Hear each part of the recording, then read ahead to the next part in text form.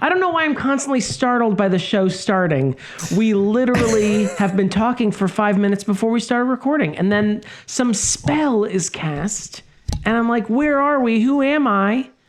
I'm like Ross Perot's running mate, a perfect reference for Gen Z that I'm sure loves us.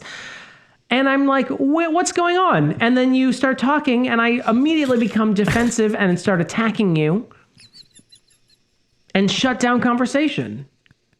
Why are we hosting a podcast?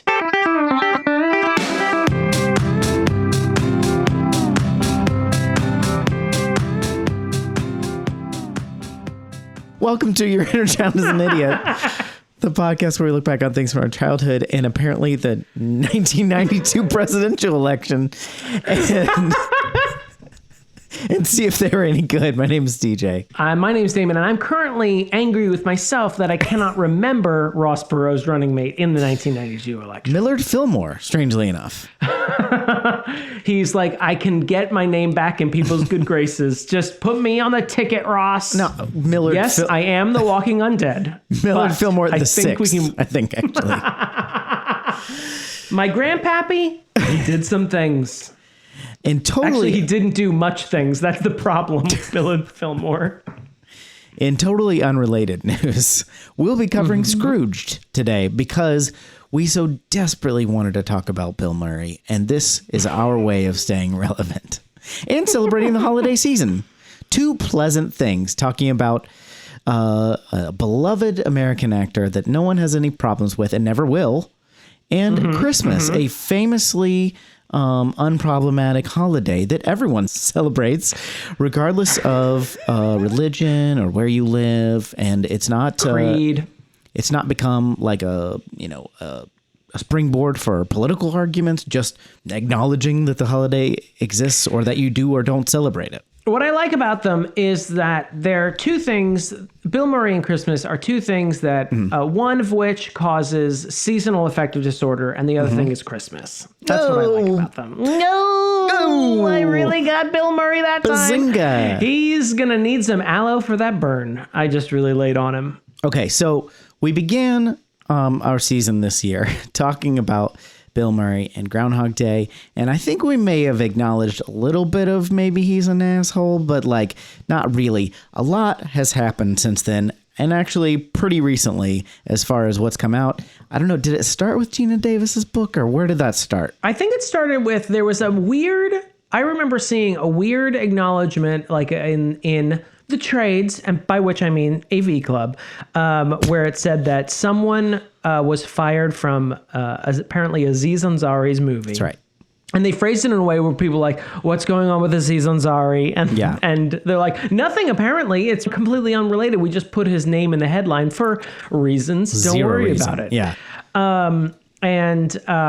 And then I think it's slowly come out in the last few weeks that it was Bill Murray was the person who was fired, and it was because he had sort of made, I'm trying to sort of cobble together the two sides of this, a sexual joke towards one of the aides, and she says it was very sexual and then he was coming on to her. He says it was a joke and it was taken in bad faith. But wasn't he also, didn't he like climb on top of her or something? There was a physical element. Yeah, you know that joke where I like climb on top of you and force myself on you and you're like laughing and I'm laughing and we're all having a great time? That kind of joke. What's the problem?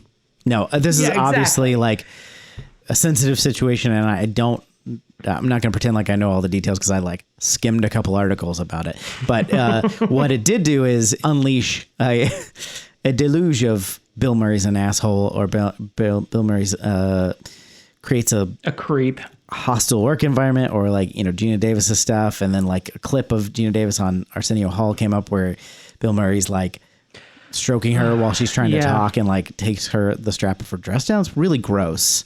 And then I think Angelica Houston has talked about like her on The Life Aquatic with him. And then I think it also resurfaced all this talk about the first Charlie's Angels movies where Lucy Liu was like, this guy's a fucking asshole, and that's the reason that Bernie Mac is in the second Charlie's Angels movie. Like, he is, at best, he is a beast to work with. He's just a complete asshole, and at worst, he is someone who is sort of making sexually suggestive remarks or actions in a work environment. But even, I mean, Gina Davis's story, I think, really works in the context of like framing this stuff. Allegedly, that was for our lawyers. I was looking directly at him. In that he, like, sort of, in her story, he tells her explicitly, like, he does this to put everyone in their place. Like, so that there won't be a next time where someone fucks up, at least according to his perspective, so that he can sort of assert dominance on a set. And it just seems like diva-like behavior that shouldn't be tolerated. Has been tolerated for years and shouldn't be tolerated any longer. Did you see the Seth Green story? Oh, I actually read it, but now I might need you to refresh my memory. Like, he was on SNL as a kid? I can't... Is that right? Something like that. I'll have to refresh as well. We'll look into all these awful stories, because what people come to this podcast for is us talking about current harassment allegations. Rehashing our memories of articles we barely read about current events. That's what people come to us for. This one is less serious in a lot of ways, but it really depends on the sort of manner in which it was done, because anytime you like manhandle a minor like in an assaulty way, that's bad. The Seth Green one is less serious. Yes, but Seth Green is he apparently held him over a trash can like Bart Simpson or something, like he was being handled by Nelson Muntz. You messed up your lines, this is where the trash goes. And I'm like, I can see that kind of being funny if you like thought of him as like a friendly uncle figure as opposed to the assaulty uncle figure. So it's funny if you don't think of children as full human beings. That's what that's what I think is funny about it, is that if you pick up a child like a prop and hold him over a trash can, when he thinks this might be his big break into an industry he possibly wants to be in. Yeah.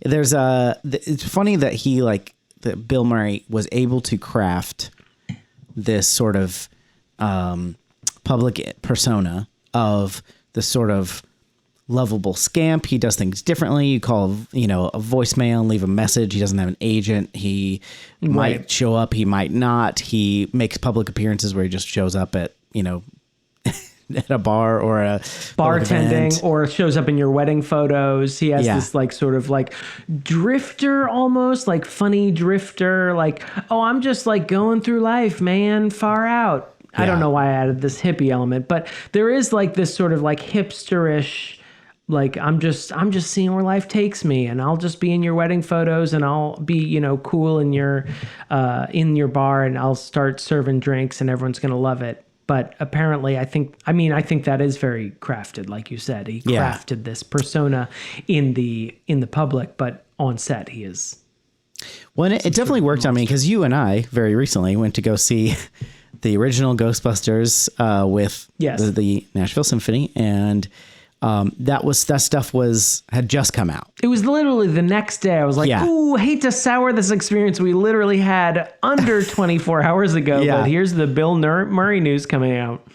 So it'll be interesting to watch Scrooged, which I have not seen in many years. I liked this movie. It does have a touch of the sort of viscerally creepy, not in a like I'm having nightmares way, but in a way that I'm like Muppets, the kind of like because there's some ghosty scenes, but I generally Muppets. We all know we all have nightmares about Muppets. Everyone's on the same page on that one, right? Just go back and listen to our previous 170 something episodes, and you'll understand my pathos a little bit. So this isn't part of your Christmas celebrations. No, I do like this movie. Leading question. Look, the sentence that I was going to finish before you just kind of like jumped in was despite that I actually really like this movie, and I find it very funny, and I'm not to make this about me, the main character of the world, but I'm a little disappointed that I'm not going to enjoy it as much, because I'm going to be looking at, because he starts the movie as such a complete asshole that it's going to be like, oh, that's actually maybe his real vibe. That might be closer to Bill Murray than we care to admit. This is in your Christmas celebration collection, though. Damon Xanthopoulos. Yeah, this is the Xanthopoulos Christmas celebration. Damon Xanthopoulos presents the Damon Xanthopoulos Christmas collection from Damon Xanthopoulos. Sponsored by Taco Bell. Yes. A Hallmark story. I think me and my brother are the true lovers of this movie. My mom tolerates this movie, and my dad typically says something like, this I don't know why I gave him that guttural sound, like, ugh, again with this. But it's usually like this Bill Murray character over here. He's always playing the same character, says my father. And Your he's father, not wrong. who is a chameleon, because he's always played differently by you. He's the Rich Little of our family. Another perfectly in the zeitgeist reference that I've made. Rich Little, Ross Perot's running mate, Millard Fillmore. Keep them coming. Come on, kids. Why aren't you listening? I can see our live streaming numbers. Just every time we make a dated or extremely niche reference, they just go down. Can you go into negative numbers? Because it almost seems like we're not even watching ourselves now. This is a movie that we definitely watch every year, or I try to watch every year. It's a movie that me and my brother can speak in quotes from it. My dad really likes Scrooge, the original character, the OG Scrooge, the Charles Dickens Scrooge. Ebenezer. He will tell you strong feelings about certain versions of Scrooge. Now, I'm trying to remember the actor who plays Scrooge, and I can't remember it because that's Bill what Murray. my dad...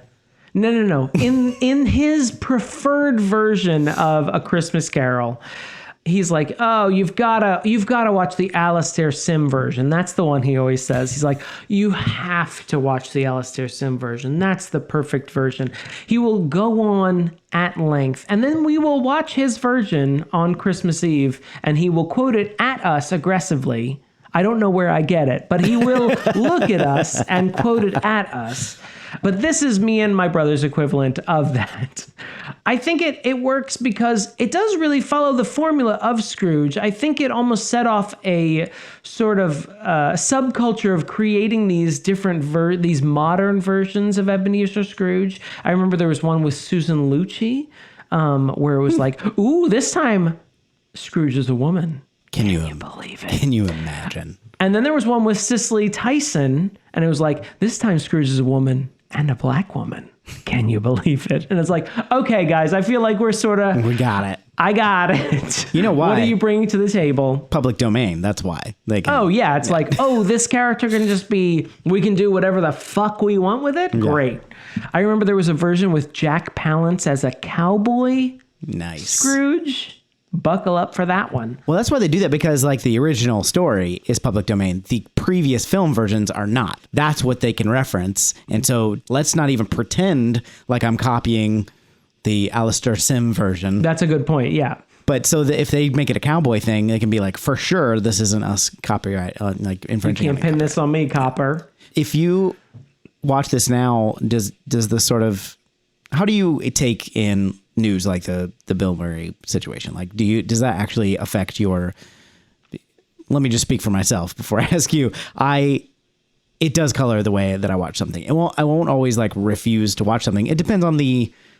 I don't know. It's hard to like judge the severity, but like something as severe as Michael Jackson, right? Like I have a hard time now listening to Michael Jackson. That's my personal reaction. I'm not saying no one should listen to him. But do you listen to Michael Jackson occasionally? I mean, not the way that I once did, because he's one of my favorite artists, and I can say he still is, but musically, but I can't separate it after like experiencing that. Now, I don't, these aren't as serious of allegations, but it's like, it does affect how I watch stuff. And again, I think there's the whole debate of art versus artist is valid, and everybody can kind of have their own take on it. And there's a huge spectrum of the kinds of things that we've been, that have come to light over the past few years. But like, it definitely does affect my watching, and it makes me go like, mostly I'm not mad at the victims. I'm mad at the person for perpetrating awful things. No, you're right. They have they're the ones that have ruined it. Like this idea that the person who came forward has ruined it, which I don't think anyone's ever said explicitly, but sometimes there is an undercurrent of like, Kevin Rapp ruined all my Kevin Spacey movies that I wanted to watch. No, you ruined this, Kevin Spacey. Yeah, Kevin Spacey ruined it. Yeah, I mean, it's hard, especially with actors. Like, it's easier. I mean, I hate to say this, but it is easier with people like Harvey Weinstein, who's never in front of a camera, where it's like you start watching a movie and it's like produced by Weinstein Media, and it's like, fuck. And then the movie starts and like, all right, back to business. Yeah. Where I'm watching a movie.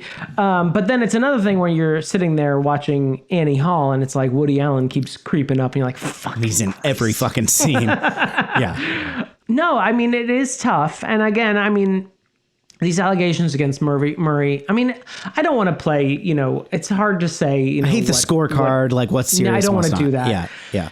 It's awful. Like it certainly behavior. colors the experience of watching these movies. I mean, I think that's the simplest thing to say. It does like affect how I watch these things, and the closer things get to, you know, the real life, the more like the more uncomfortable it makes. Yeah, right. And so, like, you know, Frank Cross, Bill Murray's character in this, is going to be a fucking asshole throughout the first 2/3 of the movie. Right. It's going to be uncomfortable to watch. And he asserts his dominance. And I imagine that will be colored by the recent information we've received about Bill Murray. Yeah. It does like, there's like a feeling of like very minor. You've taken some joy away from me, Bill Murray. You know what I mean? By being a complete asshole. And it's definitely not about me, but I live in my own brain and body. So like I can only react in that situation. Like, and I'm mad at him. Like, you know, I'm mad at the, like, just don't be a fucking supreme asshole. And if he hadn't done it again, and this seems like one of the worst ways he's ever done in his career, like with what happened recently, it may not have, a lot of this stuff may not have come out, or at least come to the fore. I don't know. Gina Davis was still going to release her book, so maybe that one would have. Right. But it may not have gained, I mean, it may have been one of those situations where, well, I don't know. It may not have gained enough traction where this story of him already sort of being in a tumultuous legal situation with the movie he was being in wouldn't have brought him a lot of attention. Stop talking, Damon. Damon, stop talking. Well, that's the, like, not to go philosophical about the whole movement, but it's like anytime it's like an isolated incident, it's usually not. You know what I mean? It's usually a recognition of a pattern of behavior, and it's whether it's little a abusive or big A abusive, the incident we're talking about, it's usually a pattern. And the reason that these things tend to gain steam is because other people come forward and be like, yeah, remember that, remember this, remember that. And we're all like, oh. Right. I think, I mean, the hardest thing is to be the first person to say, hey, I'm going to stand alone and say that this powerful person did this thing to me, or made me feel uncomfortable, or belittled me in some way. And that's the hardest one. And that's why it always does seem like these floodgates open, is because that person did sort of like kick the door open for other people to finally be like, okay, I don't have to be that person. I can be the person after that person who validates that person's story and says, and here's my story. And that's why it's just human psychology of how it works that way. Well, and if you don't want more men talking about how this situation, stay tuned, because we're going to watch Scrooged and talk mostly about the movie. So watch along with us. We're going to watch Scrooged, and we're going to stop waxing philosophical about how brave we are to have not harassed anyone. We've done it again by not doing it.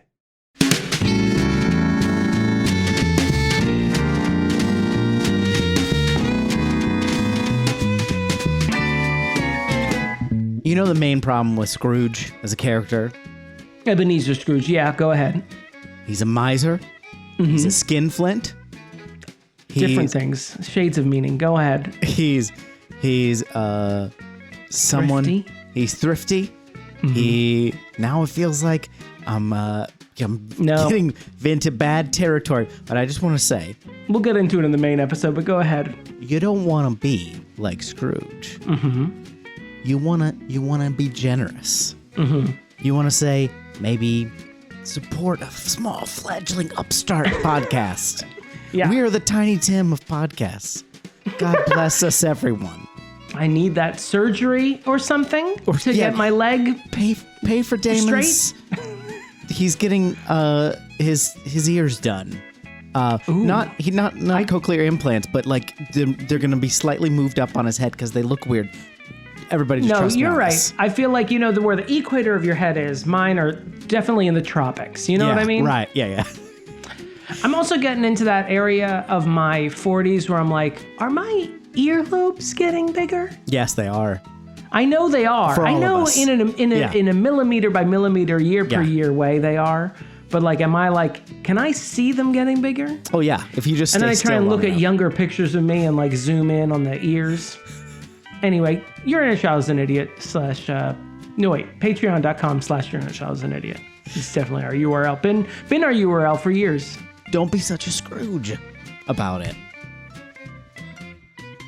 That was my line. So we're back, by the way. That was my line in 8th grade when I was in Scrooge, not A Christmas Carol, not Scrooged, but Scrooge, with my friends. Shout out to Rachel Kane, to Tara, to Brad, to Leanne, my friends that I met in that show, community theater. And what part did you play? The titular I was Scrooge? street urchin number 4, I believe. I was one of 4 that had a line, and we each had like a singing line, and mine was "He's a miser," and it was the response was "He's a skinflint," and I don't remember the rest, but they were all equally delightful descriptors. So I'm just saying I'm versed in the source material, and not the source material, but like something from the source material. Luckily, I mean, the Scrooge and the Christmas Carol IP franchise, has been bought up in the Disney mergers. Yeah. And so they are making an origin story for Urchin number 4. So you may get a call. You may get a call, not to be in it, but like maybe from Brad Pitt, who's playing Street Urchin number 4, who's like, what did you see as this character's origins? And then he'll do the opposite. Just really flip it on you. I also have a confession to make, and I treat this whole podcast like my own personal confessional. Of course. I recently found out, and by recently, I mean within the last 40 years of my life, that a spendthrift is a person who gives away a lot of money. They spend a lot of money. Yeah. Whereas I always took it as they are thrifty. They are not spending a lot of money. I feel like it's taking two things. Yeah. Like, if you're thrifty, it means you don't spend money. And then a spendthrift makes it sound like you're not going to spend a lot of money because you're thrifty about your spending. It sounds like just like the extended, like where thrifty comes from. You know right. what I mean? Like omnibus, we got busts. Spendthrift, we turned it into thrifty. Yeah. But that's one of those words that I just avoid using because I'm not sure. It's like nonplussed. I just stay away from it because I get confused, ironic to a lesser extent, where I'll don't even bother. I'll use after that Atlantis debacle of the 90s. I'm not even going to bother. Sometimes I'll lay that one out there and then just be like, are we gonna have a thing about this? I used to be a real stickler for like grammatical phrases and like saying things properly, and then a couple things happened. One, I just fucking chilled out, just got cool. I got cool. Yeah. Started just not being such a fucking nerd about it. I mean, I feel personally attacked, but go on. No, mainly I learned more about the evolution of language and like how much has changed over time, and how it's basically like, look, if we all agree that something means something, it just means that. You don't really get to be like, well, no, actually, it's this, your way out of it. If enough people use it, I'm sorry, bro. Yeah, you're on the losing end. It's just the way it's going to go. And after a while, you won't even notice it anymore. It made me just be like, oh, okay. And then just like listening to history of like different languages and like there are different dialects and stuff and how they've evolved. And you're like, because I used to make fun, as Ohioans love to make fun of Kentuckians, even though there's like from a rural Ohio to a rural Kentucky, there's not really. Yeah, it's like the Starbelly Sneetches thing. It's like, okay, both of you need to just everyone relax. And it made me realize, like, let's chill about that. I had a similar thing. As a millennial, I, was very into pointing out when people said literally and they meant figuratively. Yeah. Until I found out that the earliest known recorded instance of someone saying literally instead of figuratively was in the 1600s. And then I was like, oh, you know what? Maybe I should just fucking be a mensch about it and not just be persnickety about it. Yeah. Just leave them alone. I know what they mean. They know what they mean. Don't be a fucking dick. But it also meant I lost 75% of my personality. So I've been just listless ever since. Damon, noted grammar scold. It's going to have to find something else to do. What's that, a preposition at the end of your sentence? You fucking sicken me. So Scrooged. Yeah, I forgot. The very first thing I noticed about this movie made me very happy, which is that it's a Danny Elfman joint. The score, as we like zoom in, is the weird choir of children singing this like staccato. I'm already into it. It's perfect because there's jingle bells in it, because there's sleigh bells in there. Yeah. Like it's Christmassy, and it's got the sort of, Nightmare Before Christmas, Halloween, Christmas combo thing that is right in that sweet spot for Danny Elfman. And I didn't realize it was Danny Elfman. I just was immediately like, oh, awesome. I love this music. And then later found out it was Danny Elfman. So I'm already on board. It's funny you said that, because this is the first time, and I've watched this movie every Christmas since it's come out, that I noticed that the music was done by Danny Elfman. Usually I don't stick around for the credits once the montage of the various side characters dancing is over. Like the end of a Shrek movie. This movie ends with various characters dancing. But I stuck around for some reason. Me and Tyler still had it on while we were just jamming out to Annie Lennox. Yeah. Covering Burt Bacharach. Is it Burt Bacharach? Who knows? I'm your weather man. If only there was some way I could find out. But I was like, oh, Danny Elfman. And then I thought of the la la la la la la. I'm like, yeah, that seems right in his wheelhouse of like something that Tim Burton asked him to write. And Tim Burton's like, I can't jam this into Beetlejuice. Can you do something else with it? And he's like, yeah, I got another like Christmas movie coming out. I'll add some fucking sleigh bells or something. Oingo boingo it up. This is Richard Donner, right? Directing. It is Richard Donner, famously for directing 1.5 Superman movies. Right. And like and Lethal's Weapon. The first IMDb trivia thing that comes up is star Bill Murray and director Richard Donner had trouble on set and like were causing much tension amongst the rest of the cast. And I was like, God damn it. It's like it's one of those things now that we more truth has come out about Bill Murray. It's like one of those things that came out of the Me Too movement too, of like at least for idiots like me, which is that when you see something and it was like, oh, this actress was notoriously difficult on set, it makes you go like, kind of want to know more context before I pass judgment on that. It's one of those things that you just sort of glide past in, the 2000s when you're reading the trivia on IMDb, and then now comes like with this whole new weight. Yeah. Such as like Harvey Weinstein didn't want Peter Jackson to hire Ashley Judd for this role, so they pushed for Liv Tyler to be cast. And I was like, oh, there's a lot of that sentence is doing right there.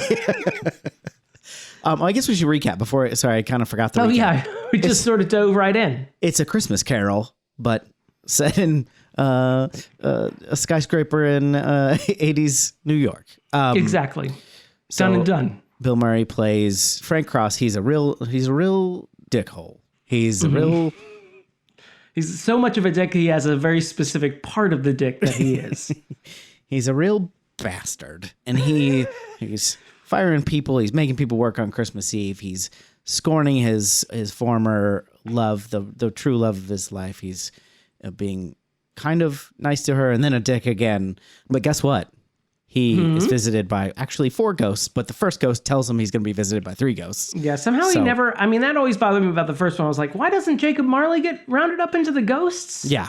I know the famous line is, you are to be visited by 3 ghosts, but you are also, legally, I have to also mention, you are currently in the midst of being visited by a 4th pre-ghost that announces the other ghosts. He's a mini boss. He's like the yellow guy with the one eye in Mega Man. So, and he's sliding from side to side. Go ahead. You're not going to get any powers from him if you defeat him, but he's going to be annoying for a while. You're not going to get a heart container, but you have to beat him to get to the rest of the dungeon. The 3 ghosts show Frank the error of his ways. Now, what do the ghosts have separate, chronological realms they show him? I don't remember. Yeah. So there's the Ghost of Christmas Past, which is played by the guy from the New York Dolls. What's his name? David Johansen, but... David Johansen. What was his... Buster Poindexter, yes. Right? Yeah. Or Bust... I'm feeling hot, hot, hot. You might remember him from the hit song or the Toyota commercials from which that song was overused. Good for you. Thank you. We got the Ghost I of really Christ- needed that, honestly. Ghost of Christmas Present, played by Carol Kane, but voiced by the My Little Pony. No. Carol Kane, she plays like a fairy godmother kind of vibe, and I can't understand a fucking word she says the whole movie. And then Ghost of Christmas Future, which is the scary death character with a TV screen for a face. But don't worry, Frank Ross, after going through this trials and tribulations, he sees the error of his ways. He kind of manically becomes a good person overnight, and Seems like the emotions of a cocaine addict, but he goes on TV and starts screaming about the joys of Christmas. And we all live happily ever after. I kind of forgot who all the folks that are in this, because we got Bobcat Goldthwait. Yes. We got Alfred Woodard. Yeah. We got all the Murray brothers. Collect them all. Yeah.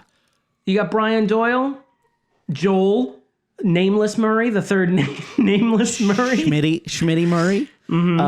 Cameos from Miles Davis, Paul Schaefer, Larry Carlton, and David Sanborn as a band of street musicians. As a kid, I didn't recognize any of them. And then as a tween, I was like, hey, it's that guy from David Letterman. Why isn't anyone paying attention to the fact that the guy from David Letterman? And then as I got older, I was like, why is everyone just pretending it's normal that Miles Davis is on the street playing like a starving musician? Why is that happening? Also, like, I am a huge Larry Carlton fan. I don't think I have ever seen his face before, so I definitely missed that reference. It's I think he's one of the best guitar players of all time. And where they just have random celebrities and things because they had a favor owed to they owed Warren Beatty a favor, so they were like, "Yeah, I'll be in your Dick Tracy movie. Who gives a shit? I'll be Kathy Bates. I'll have no lines. I'll be typing on a typewriter. Who cares?" In her defense, she's like, "I'm not Kathy Bates yet. I'm still Katie Bates. I haven't figured out the H thing yet." David Sanborn, you may know him from his song Bang Bang, which is a hit probably around the same time as Feelin' Hot Hot Hot. Wonderful. Can you sing me a few bars legally of Bang Bang? Bang Bang. It was like one of those things that it was like had a melody and then the chorus is just like bang bang and that's it. And then the little text. Do you know that song? Well, you started singing, and then you quickly started talking over your own. That's it. I sang the whole thing. Karen Allen. Speaking of Karen Allen, Marion Ravenwood. The cast. Speaking of the cast, Mary Lou Retton. Also, I mean, you've got Buddy Hackett, Jamie Farr. Are in the show within the show. You have Robert Goulet in a weird cameo at the beginning. Lee Majors, one of me and my brother's favorite things to scream in the rare occurrences when Lee Majors might come up in conversation. You also have Socrates from Bill and Ted's Excellent Adventure. Oh yeah, he plays one of the surfers, waiter, right? Half. You have Robert Mitchum. You have John Glover. We remember him from Gremlins 2. As our Daniel Clamp, our Donald Trump surrogate. Openly gay. Props to him. Oh. He also played Lex Luthor's father in Smallville, so that's something. Oh. Did you notice? This is only something that I noticed on this watch through. It's not important. It's not a criticism of either the movie or either individual, but John Glover and Bill Murray have the similar teeth. They have interesting crooked bottom teeth. They've got the bottom teeth are kind of wackadoo. Yeah. A little craggly. While we're talking about the cast, I just want to generally... Wait, hold on. I'm sorry. Wendy Malick is also in this. Everyone's favorite cast member from Just Shoot Me and Hot in Cleveland. Yes. I actually and Regina King's sister is in this as Alfred Woodard's oldest daughter. I was like, she kind of sounds like Regina King. When she was talking, I was like, she kind of vaguely looks like Regina King, and she sounds very much like Regina King. And when I looked it up, Who's the other the business lady that he kind of flirts with? That is Robert Zemeckis' ex-wife. Trainer is her last name. I can't. Megan Trainer. Mary Ellen Trainer. Okay. She's appeared in a lot of things. She's popped up in Death Becomes Her when we watched it. Yeah. But she's the mom. She's in the Goonies. She's the mom in the Goonies. That's where I recognize her from mostly. Yeah, but she's in a lot of these movies in the 80s and 90s. A lot going on in this movie, cast-wise. Stacked. I mean, especially if you're someone like me who memorizes character actors and actresses' names. Yeah. I'm like, wow, this is stacked, guys. This is an all-star cast. we're not quite Wendy Malick. Wow.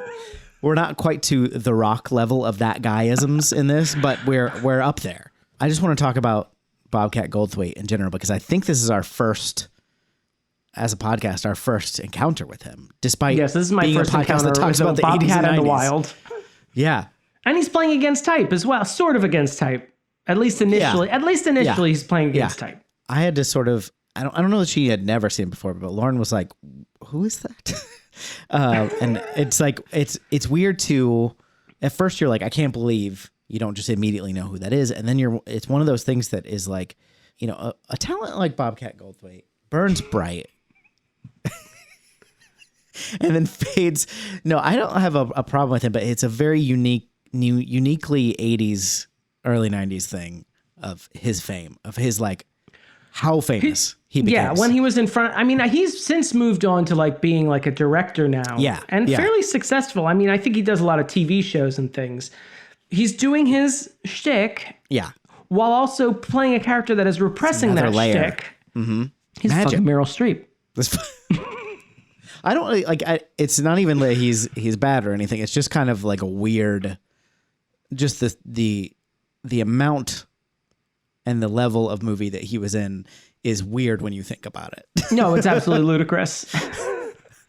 It's like Macaulay Culkin or something like that, where it's like, yes, it just like flares and then you have to explain to your nieces and nephews or children, I guess other people have, what is this person and why am I expected to know who they are? Why are they an answer in a crossword puzzle? What the hell are you talking about? I missed this when we were naming cast members, but Mimi from the Drew Carey Show is the nurse. Oh, yeah. What is her name? I can't remember. Kathy Kenny. She pops up, and I mean, I think when I was doing probably my 1995 rewatch of Scrooge in the holiday season, I was like, hey, I know that lady. There she is. Oh, don't forget Anne Ramsey is in this from The Goonies as well. Oh, that's right. Yeah. And her husband, who plays one of the other guys experiencing homelessness. There's a lot of quotes. I don't want to just get into quotes yet. I mean, I am trying to hold myself. I just want to say, if I name a quote, this is just going to be a blanket statement.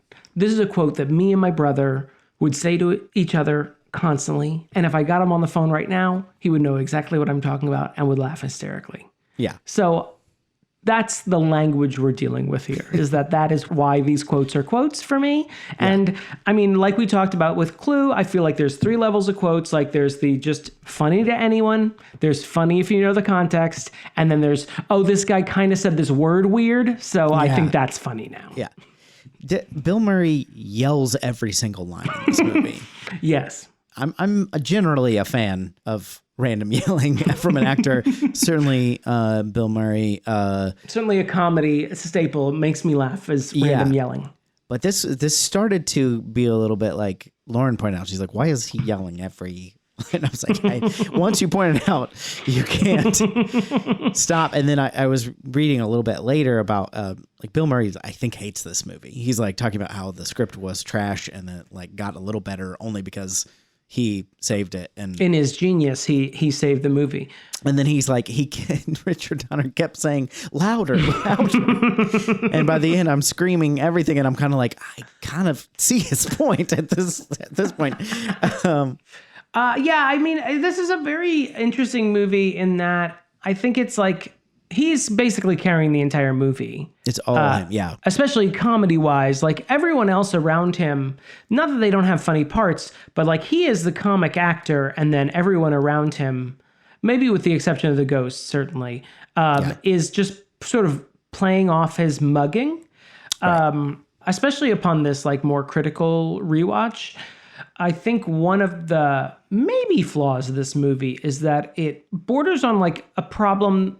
This isn't necessarily a problem with Curb Your Enthusiasm, but he borders on the issue of like making pre-Ghost Scrooge curmudgeonly, like likable in a curmudgeon way. Right. Where I'm like, kind of like, yeah, this is kind of fun to watch. Just like it's fun to watch Larry David like yell at idiots in Los Angeles on Curb Your Enthusiasm. It's kind of fun to watch him yell at because he's surrounded by idiots. Aside from his assistant, like he's not surrounded by good-hearted people. He's surrounded by TV executives and people who the movie portrays as morons, such as the guys who you can hardly see them nipples. Like he's surrounded by idiots, and the movie definitely seems to sometimes take his side on these people. And I think it risks making his pre-conversion self a little bit too like charming in a crankshaft type way. I mean, maybe a little. I mean, he's definitely a bad person. Right. Like, no, he is. Yeah. But he's also a funny bad person. So there's part of me that's like, no, keep being funny. It's fine. Yeah. Tell that person to staple antlers to that mouse's head. He's going through what Christmas gifts to get everyone. He's just like, towel. He does yell a lot. And I think this, as we've already referenced Harvey Weinstein, let's just, in for a penny, out for a pound. It's not comfortable to watch, like a TV executive who like creates a very toxic environment. Yeah. It reads a little bit differently in this movie than it may have in 1988. Yeah. And his relationship with Karen Allen too, where it's like, you should not be with this man. He is a bad person. Yeah. Don't go back to him either. He's already yelled at you in the 2-day span that this movie takes place in. Yeah. Although I was on his side a little bit in the kind of the breaking point for them is that on the flashback when the Ghost Christmas Past takes him, he's like playing a dog in a mascot kind of costume for like a children's show. And then like the big boss of the network it's the pre-ghost, right? John Forsythe. Another name we have forgotten to mention, John Forsythe of Charlie's Angels and Dynasty fame. He invites him dinner. We're going to dinner tonight. And, this is a big dinner with boss position or situation. And, Karen's like, no, we're having dinner with so-and-so. We gotta go. And he didn't handle it well. And they basically break up, but also like, I feel like there was a way to still go to that and then go to the other party a little bit later, right? I mean, or at least talk about it, because this probably was a big opportunity for him. I feel like if Lauren's boss, what I mean, like was like, hey, there's this important dinner got to go to, and we have on Christmas Eve. Well, I feel like the movie doesn't make a good enough clarity about the fact that all these memories are, like in the original Christmas Carol, they are all happening on Christmas or Christmas Eve in this case. And so he is being invited to a dinner with his boss on Christmas Eve, and they've already planned like their holiday plans with their best friends. It's already Christmas Eve, so he's already working on that day. True. So fuck his friends. I feel like don't fuck your friends, or fuck your friends. Actually, I don't know. I worked in the music industry too long, where everybody just takes like a month and a half off. Right. I'm not saying he was in the right or anything. He's clearly an asshole, but that was the one time where I'm like, I don't know. I feel like maybe we could talk about this. I think it was a weird breaking point. I think for the movie, I think the movie doesn't necessarily do a good job of. I think it shows them like meeting. It shows him and Karen Allen in the Christmas Past section meeting, and then them, having a good relationship, having that cute, Christmas Eve together. And then I think the next memory, right, is the breakup, unless I'm forgetting something. So I wish we could see maybe their relationship declining a little bit, because like one transition scene, where it's like, because it's clearly not the first time he's done something like this, because otherwise it wouldn't be such a breaking point for her, I don't think. Right. But they don't do a great job. I think the actors do a good job of conveying what's going on, but I feel like the script could have given you a little bit more of that transition to him. Although, I mean, it is weird that she is. I think I picked up on this a lot more this time, is that she is telling him like we should separate, and he's acting like she's saying, can you pick up milk on the way home? Like it's a very awkward conversation. Yeah. The way he's reacting to it. I also appreciate IBC in that you can rise from the ranks from mailroom to man in dog costume to president of programming within a 10-year span, from what I can gather. When it's like, what an insane boss that he sees him do a good job as the dog and is like, I like the cut of your jibs. Like, that's you'll be my mentee now. I think that we grew up in an era where executives just moved from different companies to different companies. Like there was an executive class, and not that there wasn't that, but I think there was a little bit more of a transitionary period where you could move up the ranks of a company. And now it's just, well, this guy was the CEO of this company, so now he's going to be our CEO, and we have to pay him, $10 million and a $60 million golden parachute when he leaves, when he tanks this entire stock. So them's the breaks. That's how you do it. That's capitalism, baby. Or maybe I'm just regurgitating the tricks that capitalism has played upon my little, soft brain when I was growing up. That, I could just work in the mailroom and become a dog mascot and then become president of the company. Everyone's dream. I sweat too much to be in a dog costume. Like, even Bill Murray is sweating in there. I would drown in my own sweat. Well, I guess let's go through the ghosts, right? We kind of talked about, seeing a history of his relationship with Claire. Right. Do you want to talk about the ghost himself, about David Johansen's ghost? David Johansen, he's very enjoyable. I think he does a good job. He plays like sort of he's in a cabbie. He's a cabbie in this version. When Bill Murray is sort of like made uncomfortable at a dinner, he leaves to go get a cab, and he hops into this cab. And he left a dinner thinking he was already being harassed by the ghost. And he's correct in a way, but he thinks the people around him are the ghost. And so he gets into this cab trying to get away. And that's when he realizes, oh no, the cabbie is the ghost. And one of my favorite visual gags in this movie is that his taxi license literally says "The Ghost of Christmas Past," which never fails to make me laugh because it's ludicrous. Yes. I feel like one of the things about this movie that I really enjoy is that there is a horror element to it. It actually has, it's not scary, but it does do a lot of these prosthetics and effects that are, very horror reminiscent. And in this one, in this scene right before The Ghost of Christmas Past, he orders a highball from the bar when he's having lunch with, I guess Robert Mitchum's character would be the CEO of the company. Like, he's above... he's above Frank Cross. Chairman of the board or something? Maybe. Yeah. He goes to lunch with Frank because he's concerned about this live, production of A Christmas Carol they're doing on Christmas Eve night. And you get the impression that he also brings John Glover in, who we find out is like a friend of Robert Mitchum's son. And I feel like the movie doesn't do a great job of explaining to us non-Hollywood types that this is a sign that John Glover is going to be like swooping in on his job. Right.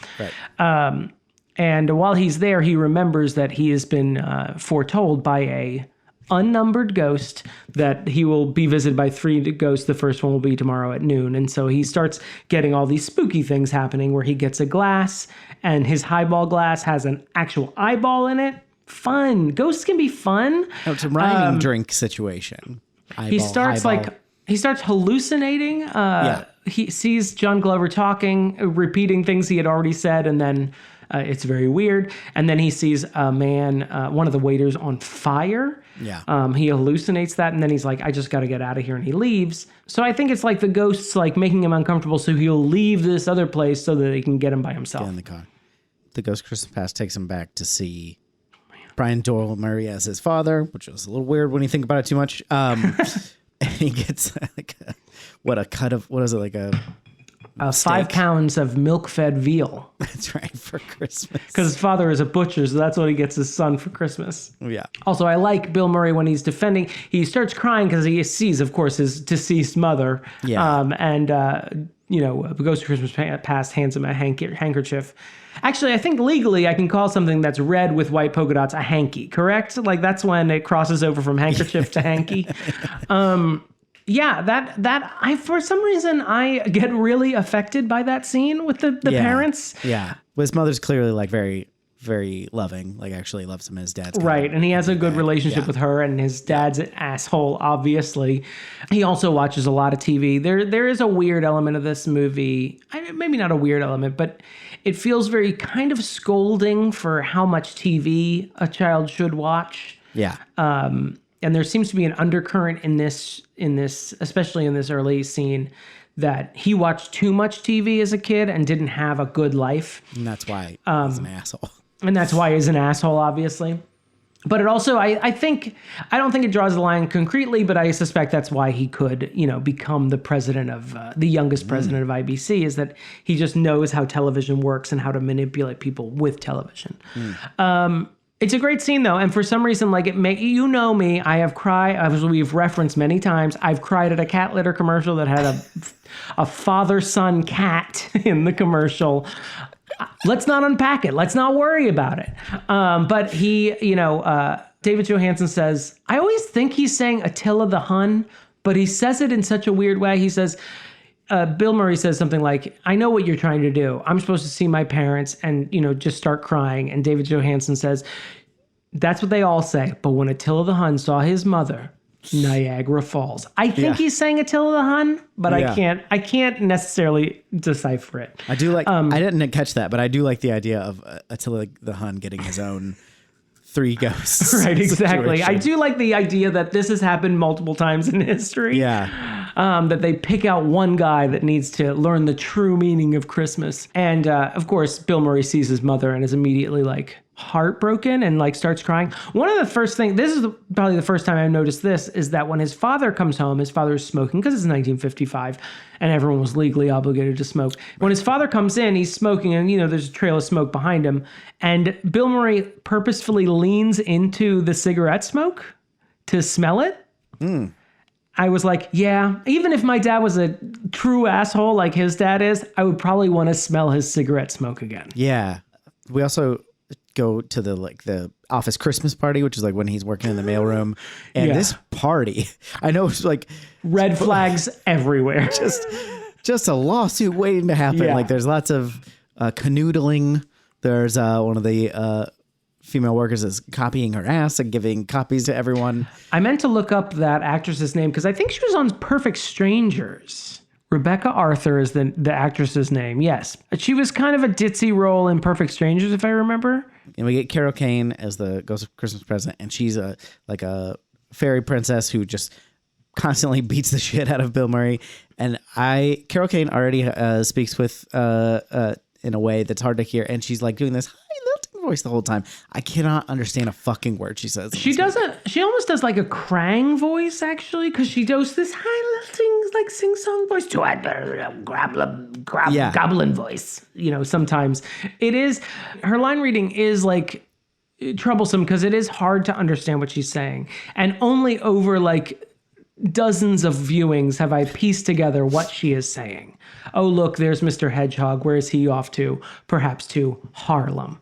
But she says it like, oh, there's Mr. Hedgehog. Where's he going? Perhaps to Harlem, as she punches a man. So it's hard to understand what she's saying. I think I just loved her like the minute I saw her because man slips on banana peel is funny, but man in a suit slips on a banana peel. That's hilarious. Watching her hit a guy, especially in this very slapstick way, they add like these cartoon sound effects to him getting hit, like honks and, splats and things that made my little, child brain laugh. But I didn't understand what she was saying necessarily, only slowly pieced together. Matter. She says, I like the rough stuff at one point. But I loved her in this role, and I immediately, this was the role that made me learn her name so that I could identify her in all these other roles that I saw. So when I see Annie Hall for the first time, I go, Carol Kane. When I see Addams Family Values, I go, Carol Kane took over from Judith Malina from the first movie.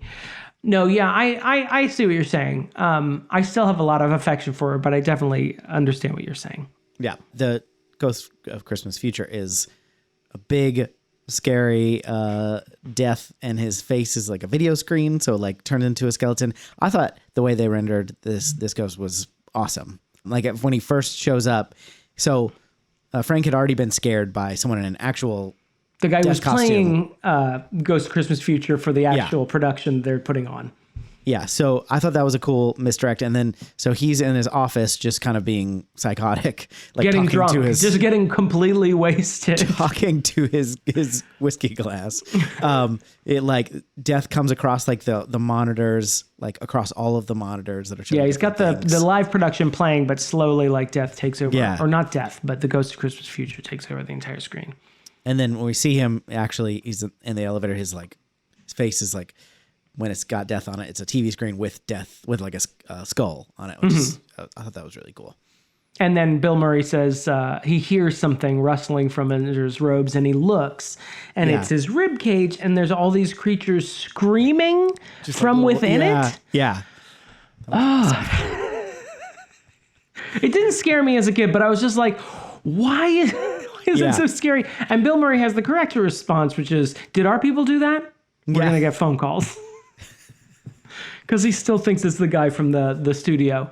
I will say, in any production of Christmas Carol, I am always waiting for the Ghost of Christmas Future to show up. Because it's usually whenever they're making that production, it's usually when you can feel the director's like, this is when I get to have some fun. This is when I get to do something stylized. And that's no exception here. They have sort of, I think it's 3 scenes in the future. And they're highly they're very stylized. It's like Beetlejuicy. It's very like Bo Welch, Beetlejuicy, Tim Burton-y. The first one is, we catch up with Alfre Woodard's character, Grace, and her son, who we haven't even talked about, Galvin, who is essentially our Tiny Tim in this version, who has been mute, who is... since he saw his father die. He saw his father killed. Yeah. We find out from Carol Kane, if he had the closed captionings on. Maybe that's why I didn't catch that. She saw his father killed 5 years ago, and ever since then, he's been mute. There's nothing physically wrong with him, just psychological trauma, obviously. Yeah. We didn't have the words in 1989 to identify it. But in the future scene, we see a teenage Calvin in an asylum. And then we see Karen Allen's Claire, who has decided to take Frank's advice to scrape off all the homeless people she helps. And apparently that immediately made her a wealthy woman. Also apparently that was the only thing holding her back Adams from... too. Yeah, she has these very stylized lipstick, very pointy lips, and caked on white makeup, and the surroundings in her scene are so bleached white that you can barely see what's going on. And we see her rejecting some homeless kids that are asking for some money. And then the last scene is, and this one's also really fucked up, is Frank sees his own cremation. He sees his coffin going into the flames, and then he suddenly is inside the coffin catching on fire, and is like, Jesus Christ, I didn't know this was a thing for me, but I don't like this. Yeah. In a box and on fire? Fuck off. We should also mention, while we're talking about the ghosts, the Jacob Marley equivalent in this, which is John Forsythe's Lou Hayward, which is also, I want to say, especially for him, the prosthetics in this movie are still really hold up. He is gross when he arrives. He's still, apparently he had a heart attack on a golf course 5 years before the movie, and he's still in his golf clothes. His skin is flaying off in a papery way. He's gray. Yeah.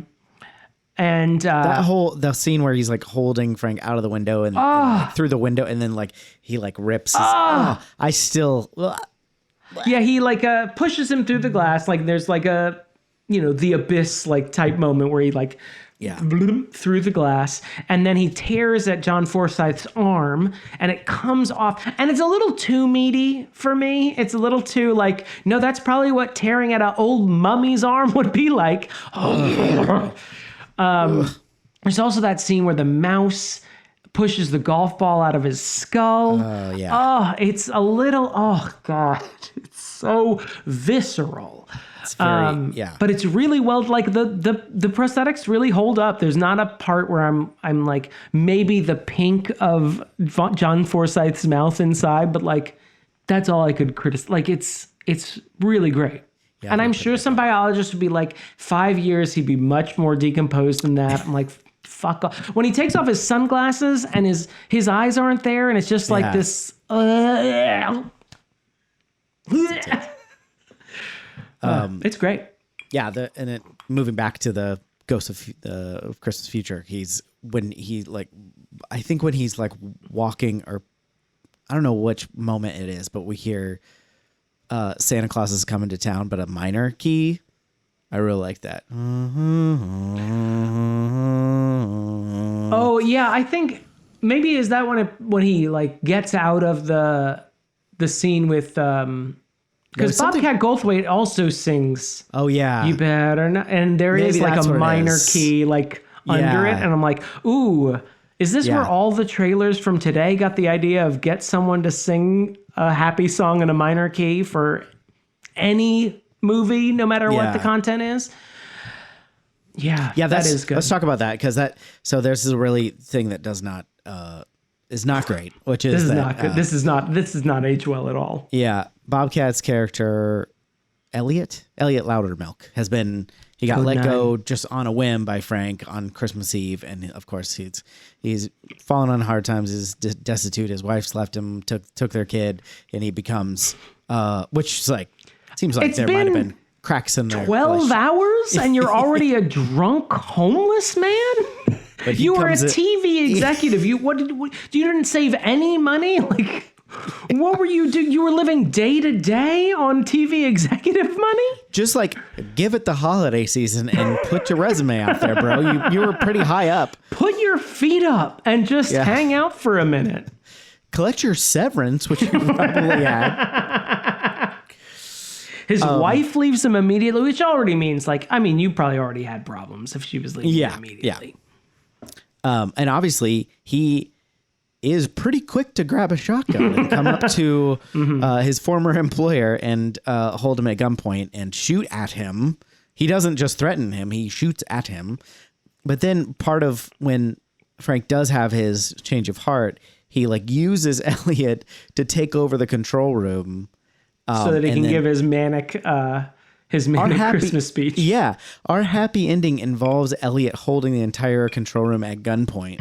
Yeah, and then it's very uncomfortable. Yeah, there's a weird scene where Bill Murray is already in the midst of this pro-Christmas rant, and he says, "Hey, I don't hear any partying in that booth, Elliot." And Elliot, using the shotgun, shoots out one of the windows in the control booth. On accident, but still. And says, "Yeah, you heard him." And then this woman, you can see a woman who's dancing while crying. Now, don't get me wrong. It really makes me laugh to watch someone who is crying while dancing because she's actively trying to party because that's what she's been told to do. So she's dancing while crying. But then you think about the trauma involved in being held at gunpoint while you're trying to just do your job. Yeah, that person will soon be reinstated in his position as a TV executive. I don't think you should hire him back. He tried to shoot everyone. And it does remind me, just to bring it back up to Happy Place, her dancing does remind me of Tina Fey dancing without breaking eye contact. I do love when she dances for that flu medicine. Yeah, that was really fucked up. And also, so that's really messed up. And then Frank's whole unhinged speech, this, I was going to ask because I wrote in my notes that I was curious what your thoughts would be on this speech because I might be too close to this movie to actually truly judge it because I don't know if it works or if it's just completely this weird appendix at the end of this movie. So if you know someone who has manic episodes, right? It's part of you is I'm glad you're not feeling sad, but also part of you're this doesn't feel right. Mm-hmm. Something's not okay right now. That's what this feels like. It feels like a manic episode, for lack of a better term. And it's kind of everyone around him is just kind of and that's the movie, right? We're in the denouement of the Scrooge story. We're supposed to be oh, okay. But the whole thing made me be I don't know, man. Are you okay? Clearly you've been through a lot. You've been held at gunpoint. We're still holding people at gunpoint during this happy ending. I guess it's just maybe of just someone's been actually restrained. I forgot completely that John Glover's character is literally tied up and gagged. And a clearly concussed censor is sexually assaulting him. She needs to go to a doctor. Right. And then also he's getting back, at the end he's going to get back with Claire, but he like full on makes out with the Rockette or whatever, the solid gold dancer that's on the show because she's under a mistletoe. And he says to her, she's into it. I don't know why she's so into it, but she's into it. She is into it. And then he's like, that was great. And he's like, but it wasn't that great. And I was like, Jesus, man. Like, I know what we're doing here, but now you're just going to hurt her feelings for no reason. She's a solid gold dancer. She doesn't know her show's been canceled yet. She's going to be fine. I'm not saying she won't have like other opportunities, but other opportunities to make out with pockmarked balding men. Look, if you could make out with Bill Murray, if you were given the chance, pre the most recent news, would you have done it?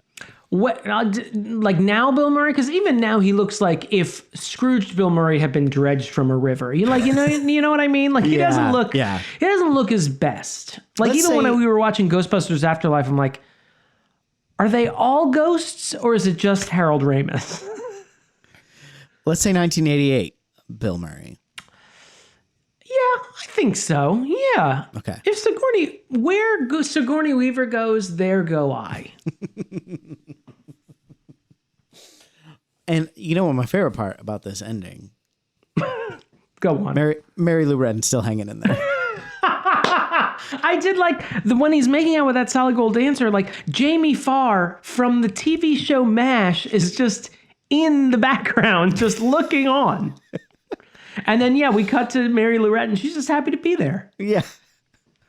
I do love, I mean, it is a running joke in this, and I think I didn't appreciate it as a kid, but it is such a stupid stunt casting Mary Lou Retton as Tiny Tim. And so this just kid so with a bad leg suddenly can do a flip? She doesn't just throw off the crutches and walk. She throws off the crutches, does a triple somersault, back into one of these things. One of these things. Yeah, do you want to do a quote roundup? Can I talk about my big things before, or do you want to save those for after the quote roundup? Chef's choice. Let's do the big things, then we'll do a quote roundup. Okay. I don't have that many big things. But I don't know what you're going to say. already backtracking. One of the things I like about this as an update, because I think this actually plays fairly close. It's funny that we're watching this just after Clueless, but I feel like this plays fairly close despite completely transposing the story into a different time and place. Mm-hmm. It's pretty close to the story of Scrooge. There's even like weird call-outs. Like I know in Christmas Carol, Scrooge like blames something he ate for him hallucinating Jacob Marley. And in this one, he blames Russian vodka poisoned by Chernobyl for why he was seeing his old mentor in his office. But one of the interesting updates that they chose to do is like in the original, Scrooge is very loud and proud of his hatred of Christmas and his fellow man. Right. And in this one, it's interesting that he outwardly, there's even a character, his brother asks him if he loves Christmas. And he says, oh yeah, I love Christmas. I'm the biggest fan that Christmas ever had. All these idiots are going to be at home watching the boob tube tonight. Ad revenues go up by like 35%. He outwardly claims to love Christmas. And I feel like that's a really smart update for 1980s, like Reaganism, consumer culture, Christmas. This idea of like the true meaning of Christmas isn't buying a lot of shit or something like that, or just, making like a big production of it. The true meaning of Christmas is like loving your fellow humans and giving to them. Like it even shows in the intro or in the first part of the movie, him receiving a humanitarian award that he does not give a shit about. He leaves it in a cab later. But it gives you an idea, like this guy must like do something for his fellow man, but it's all for whatever he needs to climb this corporate ladder. Right. It's all like a transaction to him. So I thought that was a very interesting update for this movie to move it into Reagan's America. Yeah. And I mean, it's all centered around him like producing a television version of A Christmas Carol, which is being filmed on Christmas Eve. Like that's the crux of this movie, is that he is making everyone work on Christmas to show how Christmassy IBC is. And it reminds me of like, retail stores saying, oh, because we love Christmas so much. We're making all our employees work on Thanksgiving. We're staying open early. We're opening early on Thanksgiving night so that everyone has to fucking rush to their jobs so that these jackasses who are lined outside the mall can come in and shop for sales. And we can all be trampled by them and, be traumatized for the rest of our lives by these idiots lining outside of a Best Buy. I don't know. I think it's very... I don't know if that was as much of a thing in 1988, but I think it's a very trenchant viewpoint on the modern take on Christmas. Yeah, I guess I didn't think that deeply about it, but I think I do like the update as you pointed out. I don't know why I've stumbled so much. I wasn't ready. I wasn't ready for you. You're panicking because you love Christmas outwardly, but I thought you had another thing. I wasn't ready to talk yet. I have nothing to add, but it feels like I should say something. Has the cadence of a joke. I also want to say, before as a lead into our quotathon, one of my favorite things is fake advertisements in TVs, in sketch shows, anything. I love a fake advertisement. One of the things I love about fake advertisements is that they don't actually have to feel like fake advertisements. They don't have to have the actual beats of ads. Like if you watch an SNL ad, you're like, no ad runs for 2.5 minutes. SNL, this isn't how ads work. And I love this movie starts with 3 ads that are going to be part of IBC's Christmas programming. It starts in the middle of it. Yeah. And the first one, and this, if you want to make Jason and Damon Xanthopoulos giggle, you want to quote lines from The Night the Reindeer Died. Which is basically that new David Harbour Santa Claus movie. Totally. It's totally that. Yeah. It's basically Die Hard in the North Pole, from what I can gather. Yeah. And what I love about it is that it's not cut like an advertisement, obviously, because they're trying to trick the audience into thinking, wait, I thought I bought a ticket to Scrooged. Why is Santa Claus here? But then what I also like about it is that Lee Majors is apparently playing Lee Majors. He's playing himself, who is also a person who would fight terrorists. What are you talking about, movie? And Lee is also gives this look to Santa at one point. I don't remember what he says, but he looks at him and he's like, I believe Santa says, "You've been a real good boy this year," and then Mrs. Claus says, "Yes, you sure have." She's so pleased. He's like, "Thanks." It makes me laugh. I also like the line, "This is one Santa Claus that's going to be going out the front door," which precludes the idea that this might be a shared the Santa Claus universe where there are multiple Santa Clauses that could be murdered by Tim Allen out there, and he takes their robes and becomes Papa Noel or whatever. This movie seems insane, and it definitely seems like a movie I'd want to watch immediately, much to Tyler's chagrin. We also get a clip of Robert Goulet's old-fashioned Cajun Christmas, where he's maybe about to be eaten by a crocodile. And we also see a clip of a reboot of Leave It to Beaver, a Christmas special called Father Loves Beaver, which doesn't seem related to Christmas at all. How would you get that from the title, that of Father Loves Beaver? But man, did I not get that as a kid. Yeah.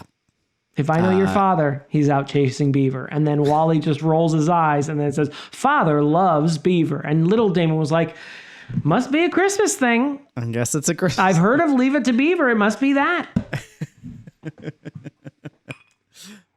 All right, you want to do quote roundup? Yeah, let's go. Oh my gosh.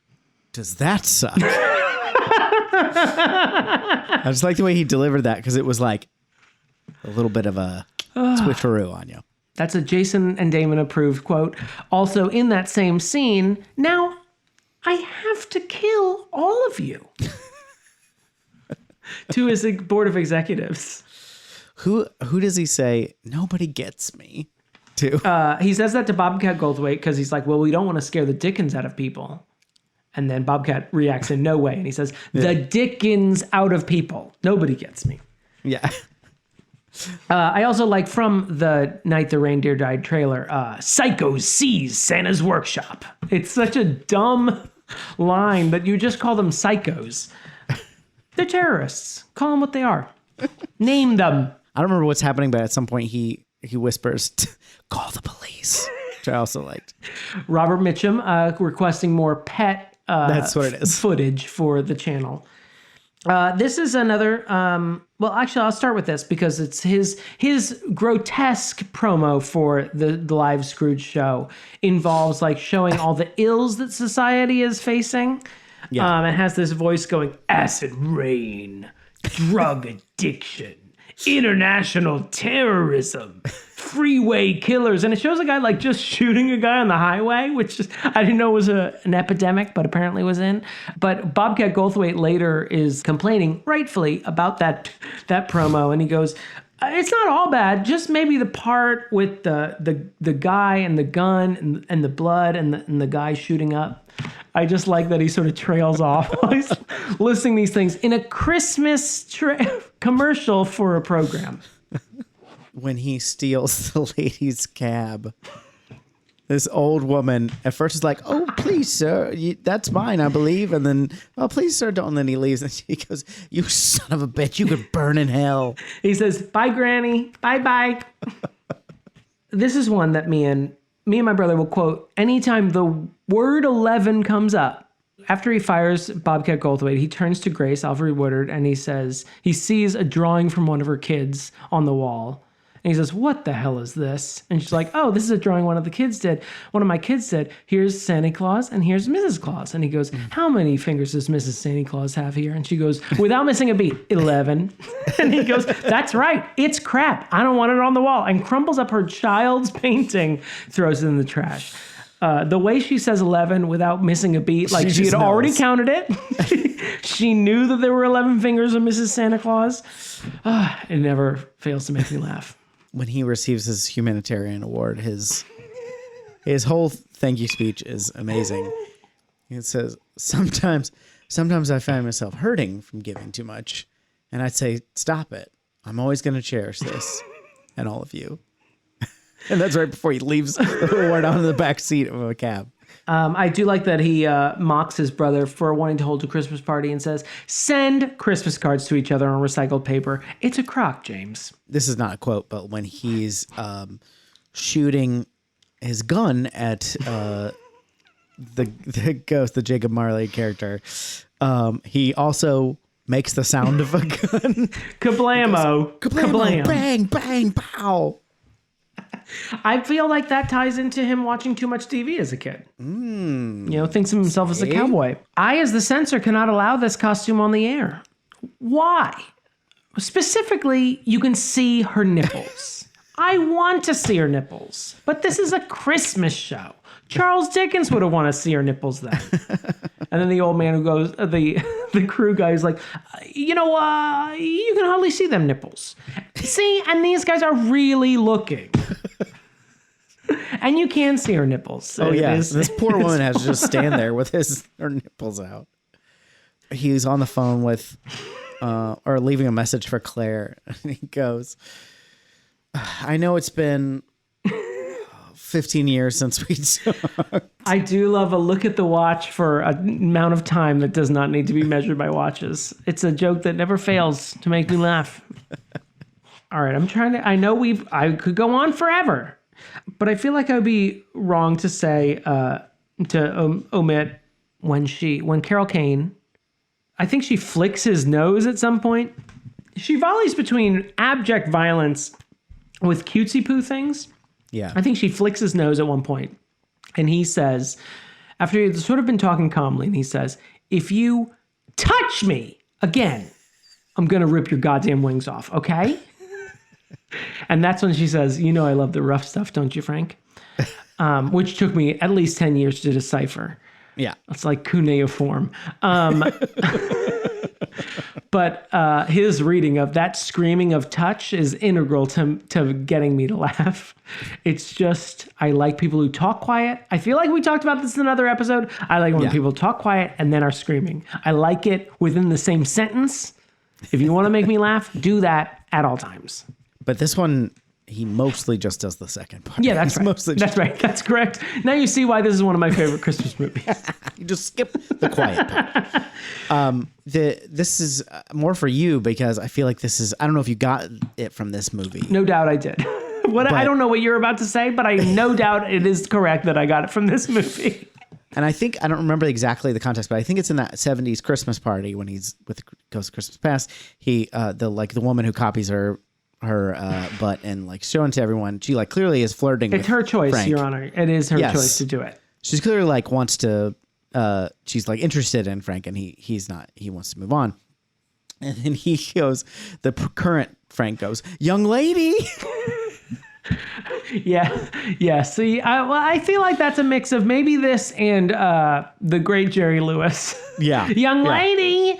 But he doesn't deliver it like that. He does say when he bumps, is it to Tina or is it to Karen Allen later that he says young lady? I think it's when she's walking away, he goes, young lady, do you shop here often? Because if you do, I can walk on the other side of the street.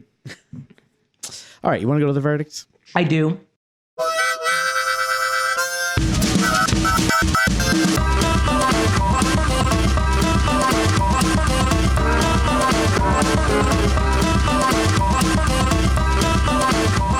We have as for their new misgivings about Bill Murray and Toto.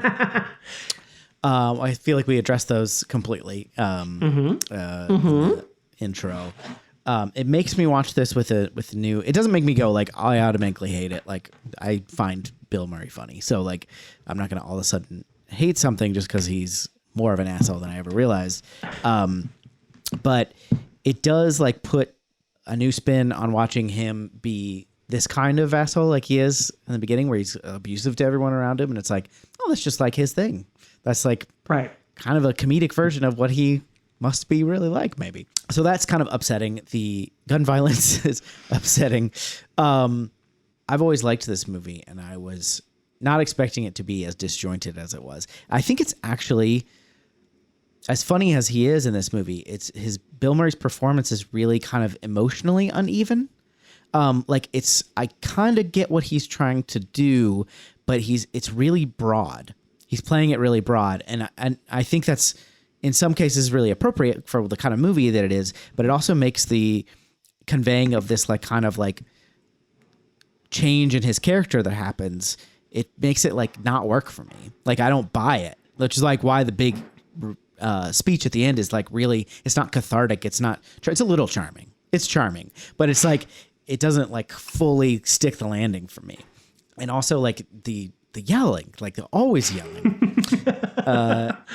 This actually, it pains me to say it, but Your Inner Child is an idiot. I'm not, it didn't land for me. And I'm disappointed that I feel that way because I was ready to like this movie and I have so many great quotes from this movie and I do think it's funny. And I don't even say I don't like it, but it is like, I don't think it holds up from how much I liked it as a kid. Damon, I know you're going to disagree. That's fine. Hello. It's almost the premise of the show. No, I see what you're saying. And I think in watching it this time with a more critical eye, I think it is kind of a grab bag of a movie. Especially like reading some of the behind the scenes stuff, it sounds like it was pieced together a lot. I think one thing that really stuck out to me in this viewing was at the end during his manic episode of his denouement, where he sort of says, like, he's addressing his brother via television, and he says, "Hello, Wendy." And there's this weird moment between him and Wendy Malick, or wait, is her name Wendy? And also the actress's name is Wendy? Yeah, Wendy Malick plays Wendy Cross. Okay. He says, "Hello, Wendy," and there's this weird beat, and I'm like, am I supposed to know something about their relationship? Yeah. And I mean, I've read a Christmas Carol, the novella, like, so I'm like, am I supposed to imbue like Ebenezer Scrooge's relationship with his nephew's wife into this? Is that what you want me to do? Or I feel like there's a lot in this movie that isn't addressed or like clarified. I think there's a lot of kind of loose ends, and it feels like it may have been going by the seat of its pants a little bit. I think if I had seen this movie for the first time, that last scene, the manic scene, would not play as well as it does. But we've also talked about like how Christmas movies are like an 8-ball of nostalgia. Like they are sort of like imbued into you, not just because like your entire family gathers around to watch a movie, but it's like as a kid, like Christmas is like just a cocaine like minefield where you're just like on a high for an entire month and you're just like amped up beyond belief and you're just forming memories left, right, and center. Like all the wrinkles of your brain are currently being formed, at least for Goyim children. And so, I mean, this movie holds a huge amount of real estate in my brain parts. Yeah. I don't know. I'm toying with my emotion is I love this movie still, and it really makes me laugh. I don't know if I would recommend it. Right. You know, if someone was like, hey, you know, good Christmas movies. I don't know why I'm talking to truckers. But I don't know if I would say, you know what you should watch? Scrooged. It really holds up. Yeah. I would say, you know what you should do? You should go back in time and watch Scrooged in 1989 and then grow up watching it every year at Christmas time. I don't know. I think I will fall on Your Inner Child is Not an Idiot. I don't know if it's a great, like, Scrooge adaptation. Even as I'm saying this, I feel like it's a lie. You know what? I'm just going to go full... Your Inner Child is Not an Idiot. This is a great adaptation. I am very charmed by it. I do agree that there's a lot of things that don't age well. Bill Murray being a repugnant asshole. Yeah. The gun violence, like, what if a man had a gun, it would be kind of be funny. I'm like, no, it's not funny. I know you live in a post-Elmer Fudd world, but I live in a post-Columbine world, and it's just weird. Yeah. Sorry, Scrooge. I don't know why I'm talking to you like you're a person. But I think there's a lot that is charming here. I think there is a lot of modernization to the Scrooge story, as we already talked about, like bringing him into like a current iteration of like how Christmas plays in the culture, but also like, you know, not making Scrooge a money lender and all the baggage that brings. Yeah. And also, I'm going to be honest, when Calvin says, God bless us, everyone, hot eyes. Got the hot eyes right here. I mean, it's completely contrived. Like, the whole thing is completely contrived. But isn't Tiny Tim contrived? Yes. Yeah. Take that, Charles Dickens. Fuck you, Charles Dickens. No, Your Inner Child is not an idiot, but I see your points, DJ, my dear friend. So there you have it. What do you think, everybody? Email us, yourinnerchildisanIdiot@gmail.com. If you want to support the show, you can go to patreon.com/yourinnerchildisanIdiot. We want to thank our current patrons, including T. Smith, Caroline Amberson, Dr. Malcolm's Heaving Bosom, David Mort, Tyler Richardson, Shit on the Cartouche, Jonathan Day, Jeremy Powlen, Lindsay Alice Halik, Larissa Maestro, the supreme ruler of this podcast, Karen Kurd, Heather Tuggle, Travis Vance, Demons of Stealing and Accent, Captain Jean-Luc Picard, Lindsay Nell, The Hands of Fate, Dan McIntyre, the elusive fan Gromkin, Josh Frigo, dramatically placed hot dog, like a news reporter, Beth Surmont, His Honor the Mayor, Just Cuz, Scalfasaurus, Particleman, the Zesty, and Jackson has an unhealthy obsession with me. Yes, he does. Thank you all very, very much for your support. We really, really appreciate it. If you'd like to support like them, patreon.com/yourinnerchildisanIdiot. Thanks for listening, everybody. Hey, and DJ, good night. Oh, yeah. I want you to do me a favor. It's a several pronged approach. I want you to think of your fellow man. I want you to lend him a helping hand. And lastly, and you have to do this after you've done the first two. Okay. Put a little love in your heart. Okay, what does that have to do? Should I do that first before I do the others? No. Because now it's sort of like emptied. a faith versus works type deal, like a Martin Luther thing. You want to, you do the good works, and that will bring you the faith in your heart. I see. Okay. Come on, it's simple Protestantism. God bless us, everyone. Did I make you cry? No, because you're not that. You're an adorable child. Okay. Sorry. Fuck off.